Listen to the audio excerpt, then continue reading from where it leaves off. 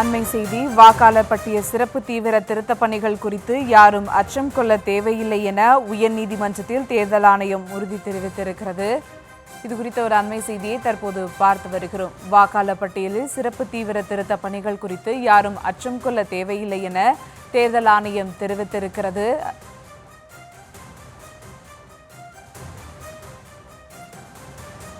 வாக்காளர் பட்டியல் சிறப்பு தீவிர திருத்தப் பணிகள் குறித்து அச்சப்பட தேவையில்லை என உயர்நீதிமன்றத்தில் தேர்தல் ஆணையம் தெரிவித்திருக்கிறது. அது குறித்த ஒரு அண்மை செய்தியை தற்போது பார்த்து வருகிறோம்.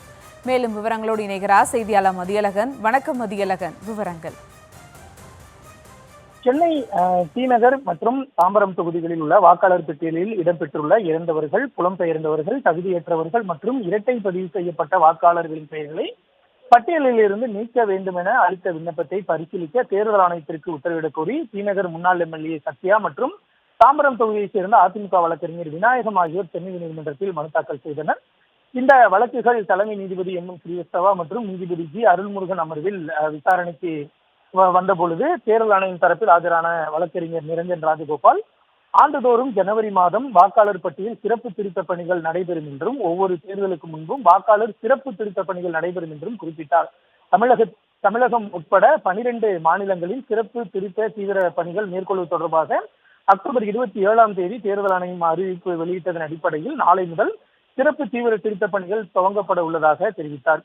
இப்பணிகள் முழுமையான வாக்காளர் பட்டியலை மாற்றியமைக்கப்பட உள்ளதாகவும் குறிப்பிட்டார். ஒவ்வொரு வாக்காளருக்கும் படிவங்கள் வழங்கப்பட்டு பூர்த்தி செய்த படிவங்களை சரிபார்த்து டிசம்பர் மாதம் 9ஆம் தேதி வரைவு வாக்காளர் பட்டியல் வெளியிடப்படும் என்றும் அப்பொழுது வரைவு வாக்காளர் பட்டியலுக்கு ஆட்சேபம் தெரிவிக்கலாம் என்றும் அதை முழுமையாக பரிசீலித்த பிறகு இறுதி வாக்காளர் பட்டியல் வெளியிடப்படும் என்றும் குறிப்பிட்டார்.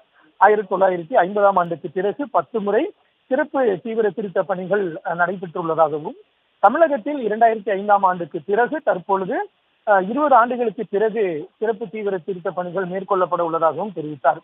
வாக்காளர் பட்டியல் சிறப்பு தீவிர திருத்த பணிகள் குறித்து யாரும் அச்சம் கொள்ள தேவையில்லை எனவும் இப்பணிகள் எதிர்பார்த்ததை விட சிறப்பாக மேற்கொள்ளப்படும் எனவும் தேர்தல் ஆணையம் தரப்பில் உறுதியளிக்கப்பட்டது.